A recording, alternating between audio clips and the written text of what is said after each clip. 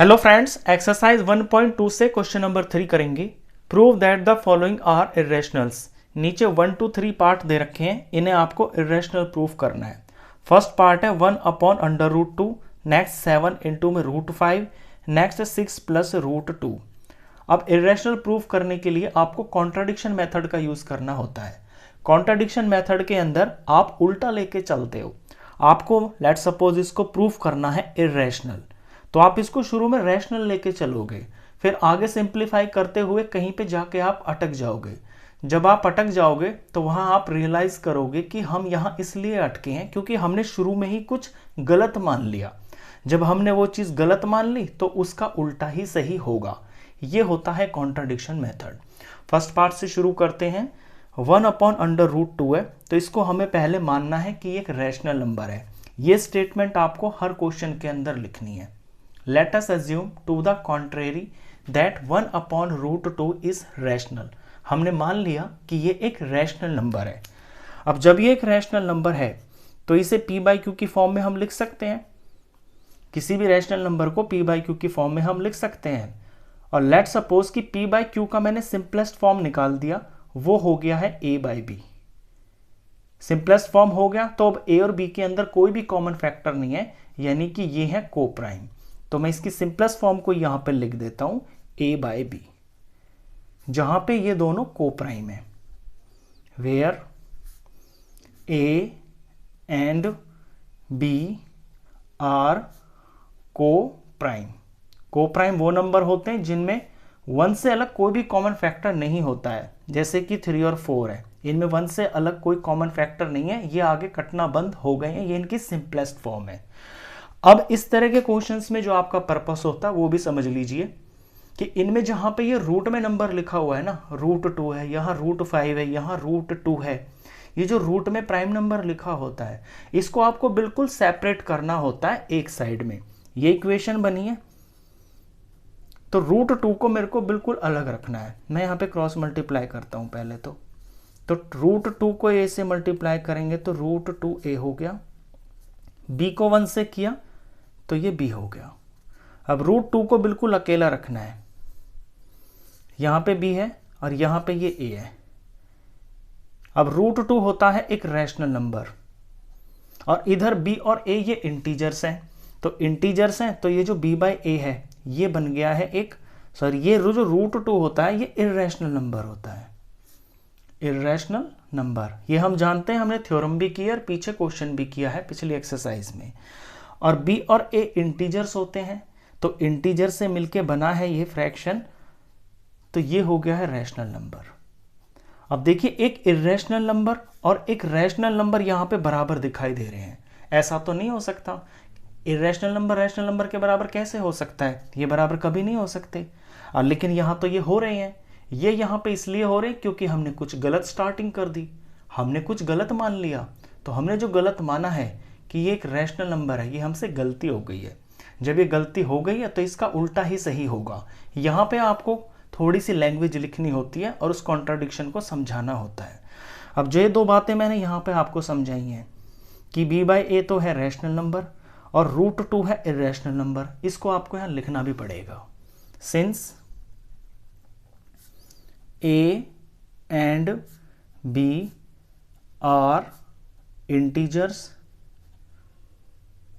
therefore इधर में जो b/a है is rational, but ये जो लेफ्ट साइड में √2 है is irrational।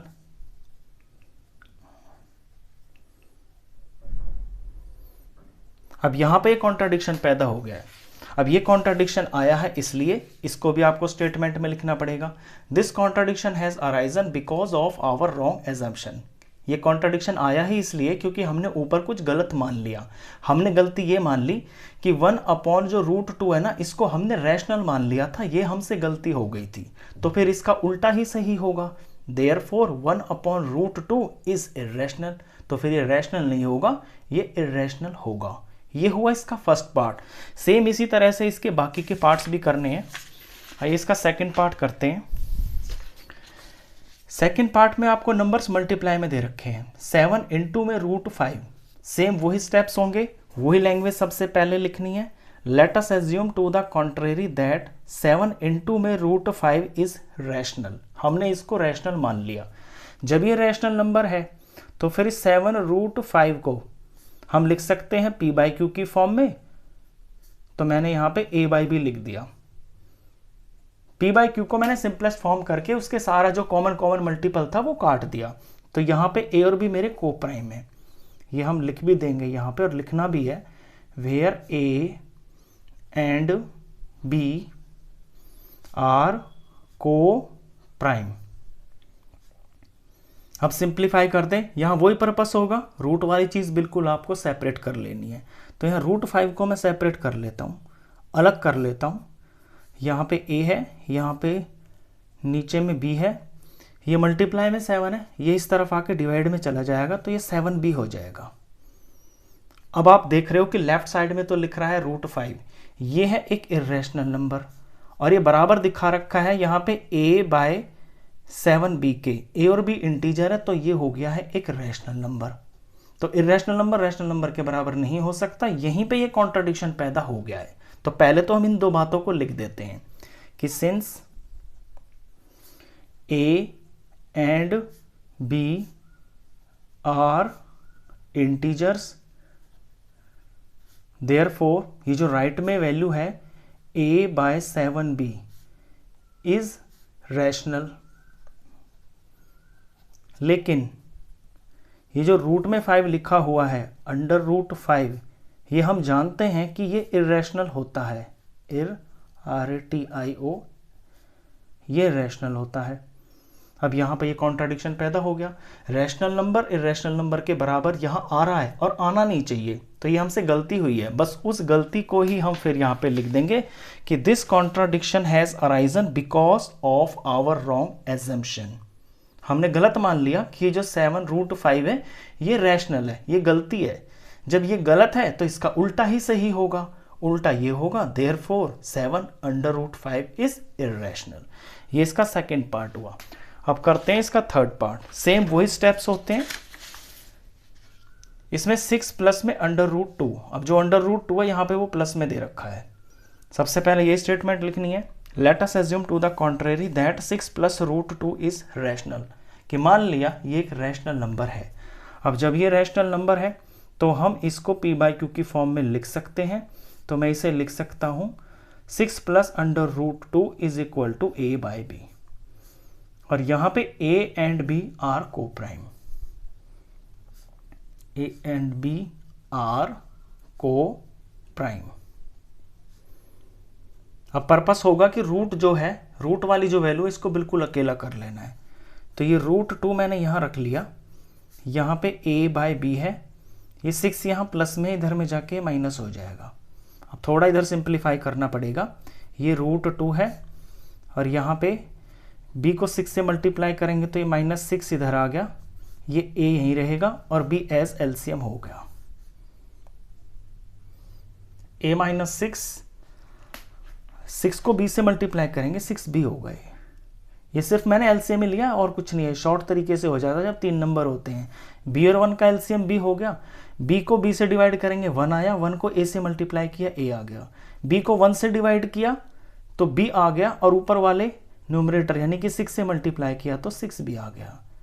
अब यहाँ पे रूट में जो वैल्यू है ये तो है इर्रेशनल नंबर और बराबर दिखा रखा है ये यहाँ पे a - 6b अपॉन में b। a और b अगर कोई नंबर्स हैं, कोई इंटीजर्स हैं, तो ये सारी की सारी वैल्यू जो है रैशनल नंबर होगी। अब इर्रेशनल नंबर रैशनल नंबर के बराबर कभी होता नहीं है, लेकिन यहाँ पे हो रहा है। यहाँ इसलिए हो रहा है क्योंकि हमने गलत मान लिया। सेम वही लाइन लिखनी है जो हम पीछे लिखते आए हैं दोनों पार्ट्स में। Since a and b are integers, therefore ये जो वैल्यू है a और b से यहाँ मिलके बनी है a - 6b अपॉन में b इज रैशनल। लेकिन ये जो अंडर रूट में 2 लिखा हुआ है ये एक इर्रेशनल नंबर है, but under root 2 is irrational. अब ये जो कॉन्ट्राडिक्शन पैदा हो रहा है ये हमारे गलत अजम्पशन की वजह से हो रहा है, तो लास्ट में हम ये स्टेटमेंट जरूर लिखेंगे, this contradiction has arisen because of our wrong assumption.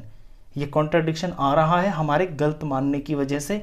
हमने 6 + √2 को शुरू में रैशनल जो माना वो हमसे गलती हुई है, देयरफॉर 6 + √2 इज इररेशनल, तो इसलिए ये इररेशनल होगा। ये इसका लास्ट पार्ट था, क्वेश्चन खत्म।